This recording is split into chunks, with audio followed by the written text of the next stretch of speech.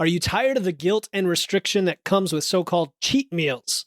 Today, we are challenging the cheat meal mentality and exploring a more balanced, sustainable approach to eating and a reframe of our language. Say goodbye to food, guilt, and cheat meals, and hello to a healthier emotional relationship with food in today's episode. Welcome to the Wits and Weights podcast. I'm your host, Philip Pape, and this twice-a-week podcast is dedicated to helping you achieve physical self-mastery by getting stronger, optimizing your nutrition, and upgrading your body composition. We'll uncover science-backed strategies for movement, metabolism, muscle, and mindset with a skeptical eye on the fitness industry so you can look and feel your absolute best. Let's dive right in. Wits and Weights community, welcome to another solo episode of the Wits and Weights podcast. In our last episode 139, Female Strength, Resistance Training, Hormones, and Muscle Growth with Lauren Colenso-Semple, we dived into the latest research and strategies on female-specific topics, including the menstrual cycle and strength training, satellite cells and muscle growth, low energy availability, machines versus free weights, and functional training. Plus, bonus content on how to get started lifting with machine weights, available only to our insiders email list. Just go to witsandweights.com/bonus. If you haven't yet joined that list, it's totally free, or click the link in the show notes. Again, that's witsandweights.com/bonus to join the insider email list. Today for episode 140, the freedom of no more cheat meals. We are tackling what is a pet peeve of mine, and that is cheat meals. Both the concept itself and also the term. I think this term is used often and not always in the right context, and sometimes in the right context. And we're going to explore both of those. We'll explore why moving away from the cheat meal mentality can be so beneficial for your physical and mental health and well-being, and how this ties into a flexible, sustainable approach to dieting like we talk about on the show.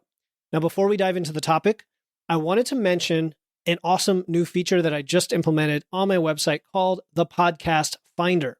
Right now, we're at 140 episodes and counting, and I know it can be hard to find the exact episodes that you want to listen to on a specific topic. We have new listeners joining all the time. As much as they want to binge all those episodes, there are a lot and cover a lot of different topics. And since those episodes, including the show notes and the full transcripts, are on my website, I decided to add a Google-powered search feature so you can quickly find what you're looking for. All you have to do is go to witsandweights.com/podcast and then scroll down to the Podcast Finder. That's witsandweights.com/podcast for the Podcast Finder, or click the link in the show notes for the Podcast Finder. And then you can find any topic you want across all those episodes. Now, we talk about cheat meals and we talk about sustainable approach to dieting. Now, when I say dieting, understand that I mean a few things. I mean either your diet, which is simply the food that you eat, or dieting, as in being in a calorie deficit with the intent of losing fat while holding on to muscle. Either way, it's still a form of restriction. Now, that restriction, in the sense that you want to make smart, balanced choices about what goes into your mouth to maintain that calorie deficit, not to mention all the non-food decisions like your training, your step count, your hydration, supplements, and so on. All of these can have an impact on your mindset and your psychology that ties into this idea of cheat meals. So I'm laying the foundation, the fact that we need to be in a calorie deficit to lose fat, and that calorie deficit is a form of restriction, and that sometimes we need relief from that restriction or fatigue, right? Diet fatigue, it's sometimes called. And this leads to the concept of cheat meals for many. Now, I don't use cheat meals. I don't use the term cheat meals, and my clients don't use or need cheat meals to be successful ever. And that is what today's episode's all about, and why I'm calling it the freedom of no more cheat meals. So first, I want to dive into what they are. Like, what is a cheat meal? How does it impact our mindset? I saw a reel recently that said, stop hating on cheat meals. You've got to use them when you're in a diet. It's just a refeed. But I think there's something insidious about the term itself that can be destructive. And again, if you're the 5-10% of people who just use it kind of in a different way and it doesn't have that meaning to you, great. All right. You're not the person I'm speaking to. I am defining cheat meals today as a meal that deviates from your nutrition plan, that is typically high in indulgence foods, which usually means more, carbs, fats, sodium, sometimes sugar. And they're often seen as a way to indulge in foods that you crave while otherwise adhering to a quote unquote clean diet that is absent of those foods. Very important definition, the way I defined it. That means most of the time you're eating in a way that is quite restrictive, and then you save up for this cheat meal, not save up, but mentally you're waiting, and the cheat meal comes and now you eat whatever you want. And it's all the things you could, quote unquote, couldn't eat the rest of the time. Okay. This is the problem. The problem is with labeling foods as binary, as good or bad. And the word cheat is exactly doing that, because when you cheat, it means you are doing something bad that deviates from something good, right? Just think of any other context of cheat and you can't help but agree with what I'm saying. All right. Now there's a difference between cheat meals and refeeds. Refeeds are controlled, pre-planned increases in calories as part of your overall calorie intake. That's all they are. Usually in the form of increasing carbs. You can do it for calorie cycling, for psychological relief, but it's not the same as saying, I'm going to cut and restrict certain foods and then I'm going to indulge and binge on those foods for my cheat meal. Very different concepts. Both, yes, are intended to provide psychological relief, but refeeds, they're usually at least a full day or multiple days in a row, and they are just a scaled up version of an otherwise normal day, usually by increasing carbs, but not necessarily by gorging on indulgences or cravings that you've restricted on other days, mainly because you're not restricting those on a sustainable diet. So if you're doing this sustainably, you are incorporating indulgences regularly. Anyway, there's no need to quote unquote cheat, but you may increase calories in a strategic way for a refeed. Two different things. So when we label foods as good or bad, we're setting ourselves up for a negative relationship with eating, right? This is when people say, I have an emotional eating problem or a negative emotional relationship with food. That's what they're talking about. It's a black and white thinking. It's an on-off switch. It's feelings of guilt and failure when you choose the food that is off limits, right? That you're not allowed to have. That is quote unquote bad. And this is completely counterproductive. It strains your moral conscience is the term that I think that was what Alan Aragon used in his book, Flexible Dieting, because you are bad if you choose a bad food, right? And now you're putting a label on yourself. The other way that cheat meals are used is as a reward, right? It's a reward for like sticking to your diet or sticking to your training or exercise. And this is something called operant conditioning or a misapplication thereof, because instead of getting the proper reward for your training, which is I'm stronger, I'm building muscle, I'm performing better, you're actually rewarding that action with something not related. And in fact, that not only not related, right, with the cheat meal, but is in opposition to the goal of your fitness program, which is, to be consistent, to be strong, to perform, to improve, to be an athlete, to train, all those things. Well, cheating and indulging in whatever and using that as a reward for fitness is perverse. It's a perverse incentive, if you will. So just keep that in mind. Now, research has shown that cheat meals can lead to binge eating, to excessive calorie consumption, to guilt, shame, negative impacts on future food choices, to canceling out your calorie deficit, right? Okay, I'm going to have a cheat meal. I've been quote unquote good all week, and now I'm going to reward myself. And all of a sudden you just wipe out the calorie deficit because it's not a planned in strategic thing like we do with, for example, refeeds and calorie cycling in a sustainable diet. Research shows that cheat meals can increase cravings and make sticking to a diet more difficult because now all those days when you're trying to quote unquote stick to this very monk-like austere, eating pattern, you're just thinking about that cheat meal and your cravings go up. It's counterproductive for the very thing that it's supposed to help with, which is the psychological relief. So by strictly avoiding certain foods, you're now going to have stress-related overeating. Anytime you get stressed, you're going to go hog wild. You're going to not be able to control yourself, right?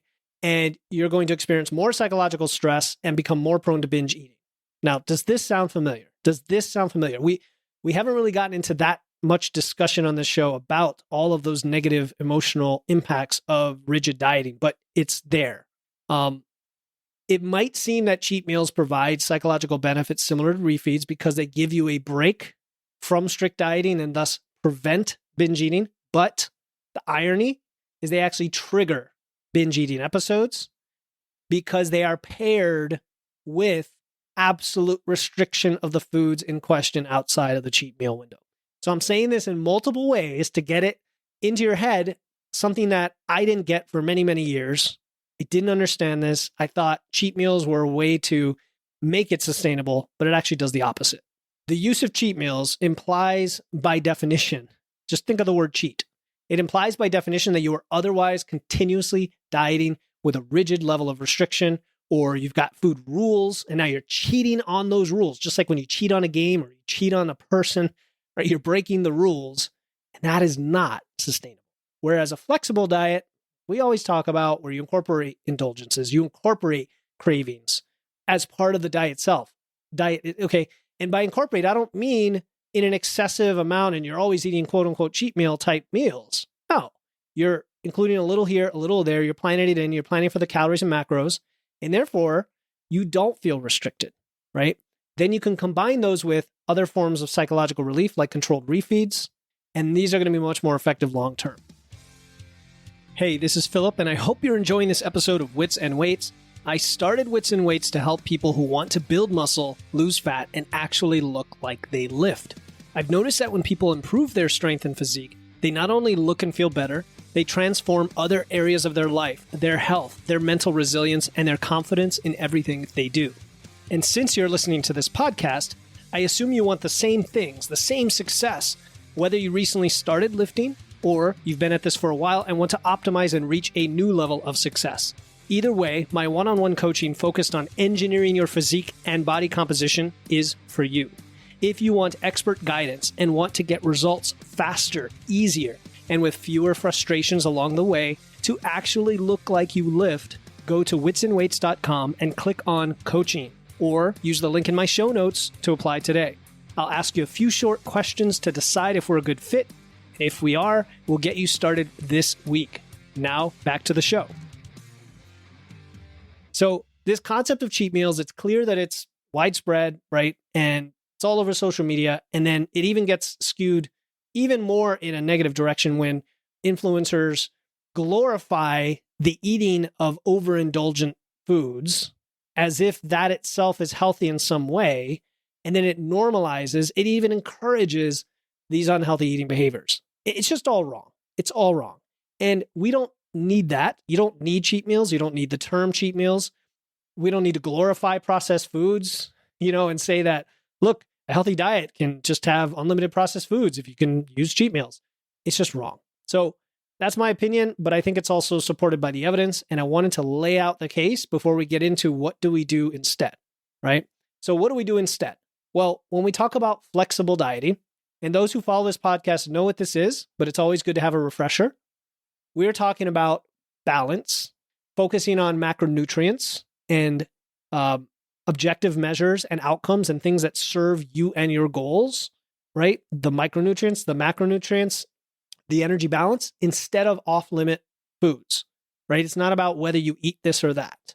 It's a sustainable approach where you have variety and you have moderation and you can stick to it in the long term. Now, I don't want balance and moderation to be confused with things like the food pyramid or the government plate idea, or, just eat in moderation, quote unquote, and these platitudes and these generic concepts, because that's not the same as having something that is in balance for your goals.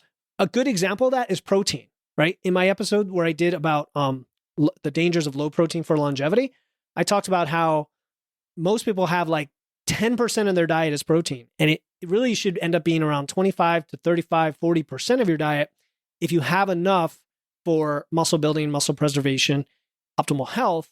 But people see that as a high level of protein as opposed to just a balanced level of protein. So even the definition of balance can be skewed depending on your context.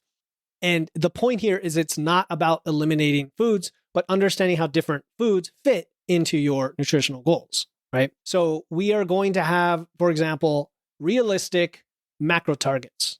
We are going to have realistic rate of loss when we're in a fat loss phase. We're going to have a realistic calorie and carb cycling if that's something you need for you. I just did a client check-in today, a longtime client who typically has evenly distributed calories. And she had gone through my rapid fat loss experiment a while back just to try it out. And she liked the idea of having refeed days, how you, on days that are fairly routine during your week, where you could eat, leftovers and you've meal prepped and meal planned. If you're in a fat loss phase, it's pretty easy to go with a lower level of calories on those days and sort of bank or save, quote unquote, those calories for the higher days. Now, again, we're not talking cheat meals. We're talking reducing the calories on your weekdays by, let's say, a couple hundred calories a day, which is not that meaningful, to shift those calories and cycle them over to either your training days or the night before a morning session or to your weekends for your lifestyle.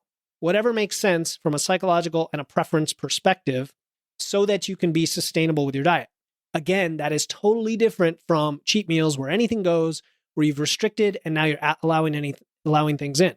Having said that, when you're in a fat loss phase, you are still restricting something, and that is the calories. You are restricting the calories. But we try to make that restriction as manageable and least negative on you and your mind as possible. We do it through multiple ways. We do it by, going at a proper rate of loss. We're doing it by including high satiety and volume foods. We do it by making sure you do have indulgences planned in regularly so that you never crave or binge or overeat or need a cheat meal. We do it by increasing your expenditure and your activity level as it makes sense, but not too much where you get too much stress. We do it by sleeping more. We do it by potentially reducing alcohol. All of those things to make it more sustainable, even during fat loss. But we never say you can't eat this or you can't eat that to the point where you're going to now crave it so much that you get off the diet. And by the way, this is probably the number one reason people jump off of their diet. They do crash diets. They go lose a lot of weight quickly. And all of a sudden they crave sugar, fats, carbs, sodium, and they just start eating everything in sight, or at least a lot of the things that they had cut out to get to that point, because they're like, I can't do this for the rest of my life. And compounded by muscle loss and all the other things that people do when they're not training, that causes them to eat even more. And you get the idea. Okay. So another thing that we want to do is we want to have consistent tracking, right? If you regularly track your intake, your calories, your macros, you track your food, you track your micros in something like Macro Factor, which I can never shut up about because it's such a great tool for the job. If you download Macro Factor, use my code, Wits and Weights. Regularly tracking your intake gives you awareness to understand your body's needs without feeling restricted. This gives you the ability to make informed choices, and you don't have to then have a set of rules that you would then need to cheat from. Make sense? Like cheating is only because you have restrictive rules that you're trying to get away from for a day or for a meal. We don't need to do that because you're tracking, you know how much protein you eat, you know how much, fiber you're getting, you know that on Saturday, I'm going to have more calories and I'm going to plan in that cheesecake or that pizza. I'm going to plan it in, or I'm going to use a little bit of time restricted feeding to make it work, right? Whatever way is sustainable for you. So consistency, flexible mindset, constantly reviewing what you're doing and getting biofeedback, assessing your progress, making adjustments, ensuring that your diet aligns with your evolving goals and lifestyle. It's not fixed. That's the other thing. The next 3 weeks might be the same. And then week 4, all of a sudden you go on a trip or you change jobs or, the days get longer and now you're going for more walks. Any little change like that, you change your training program, will all feed back to your diet. And if you had rigid rules in place, it would be very hard to adapt to that and it would feel even more stressful. But because we're using a flexible approach, it's adaptable, right? You can still be consistent. You're never trying to be perfect. You're trying to get it right 80% of the time. You can include a variety of foods in your diet with this approach, okay? You can swap and substitute things. It doesn't mean that if you love ice cream like I do, put ice cream in there. However, you can always make a substitution and say, you know what, I'm going to do a protein-rich smoothie that's made like an ice cream, and it's cold and put in the freezer and everything, and it tastes like ice cream to me. but it also serves my goals and it doesn't kind of take up too much in terms of calories and other things. And I don't feel restricted either because it's satisfying my craving for ice cream. So I'm not saying you can't do those smart swaps and substitutes, right? Cauliflower rice versus white rice, spices and herbs versus sauces. You have a sweet tooth, you go for some grapes or banana instead of candy, right? One of my clients, his wife is she's on the keto diet. And, I say stuff about keto and all the other restricted diets all the time. But what I like is he takes advantage of the fact his wife is on keto when he's in a fat loss phase to use some of the amazing products that food science has given us for the keto diet, such as very low calorie bread. Okay. So there's this bread. It's made with wheat protein and wheat starch. And so they're able to give it like the thick, squishy bindiness of bread, like white bread or wheat bread, but with less than half the calories. So it's like 45 calories a slice instead of 110 calories a slice. And it still tastes like bread. So he's able to have a sandwich, not able to, but he has a sandwich with 2 slices of bread and it doesn't hit his carb macros as much. That's smart. Like that's just a smart substitute so that he can still have something that tastes like bread, feels like bread. It's pretty much bread, just food science has done wonders to make it less of an impact calorie-wise. And that's cool. Like there's nothing wrong with that. That's smart. So anyway, I think you get the idea that having something adaptable and flexible, tracking, adjusting for your goals week to week, takes the stress out, takes the guesswork out, and doesn't require cheat meals, right? As we wrap up, this isn't a super long episode, but as we wrap up, I hope that you have a kind of new and upgraded mental picture of how a flexible approach to dieting, free from the cheat meal mindset, leads to sustainable and enjoyable mindset for nutrition, right? Making peace with your food, embracing a lifestyle that is something you can do forever, for the rest of your life, that is aligned with your health and well-being. Does a cheat meal sound like it's something aligned with your health and well-being? To me, a cheat meal is like going to the bar and having 10 drinks, right? It is not aligned with your health and well-being. Maybe it's something you feel you have to do once or twice, but it's off. Does that make sense? So you're a cheater. If you're having a cheat meal, you're a cheater. How does that resonate with you? When you are incorporating the things you like anyway on a regular basis to where it is not good or bad, on or off, then you're not a cheater in any sense of the word. You're a winner. How about that? You're a winner. So if we could reframe that, the idea of cheat meals being something we don't want to have to do. Like if we feel that we need or have to have a cheat meal, something else has an opportunity to be improved. Then I think that's a more positive and more sustainable approach to our nutrition. All right, if you're feeling overwhelmed by this, right, by this concept of cheat meals, but also by emotional eating, if you feel like you don't quite have the control that you want over your diet, over your results, don't just listen to this podcast and move on, right? I want you to reach out to me for a call. I do free calls all the time. I don't sell. I don't pitch anything. All we do is we sit down, I ask you a few questions, we map out your nutrition strategy, we get you a roadmap for setting up your macros, getting enough protein, including indulgences as part of your plan, handling your social life with confidence, getting real results without feeling restricted and with absolutely no need whatsoever anymore for the rest of your life for cheat meals. So if you want to find out more, I invite you to use the link in my show notes to book a 30-minute results breakthrough session. And there we'll get to know your specific goals and you'll leave the call with the best, I'll say 2 or 3 next action steps for your nutrition strategy. No pitching, no sales, like I said before, just you and me having a conversation. Okay, in our next episode, 141, why I'm getting fluffy before I get jacked. I will be discussing the emotions that you might feel about your body when gaining weight to build muscle and getting a little fluffy along the way. I'm going unscripted to share my personal journey regarding body image and strategies to help you navigate these challenges yourself. As always, stay strong, and I'll talk to you next time here on the Wits and Weights podcast. Thank you for tuning in to another episode of Wits and Weights. If you found value in today's episode and know someone else who's looking to level up their wits or weights, please take a moment to share this episode with them. And make sure to hit the follow button in your podcast platform right now to catch the next episode. Until then, stay strong.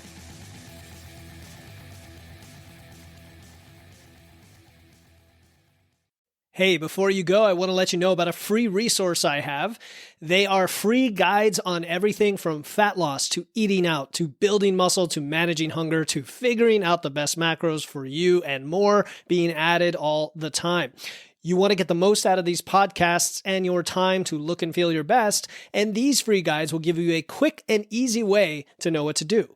If you want to get your hands on these completely free guides, you can head over to witsandweights.com/free. That's witsandweights.com/free to get your free guides and level up your results today.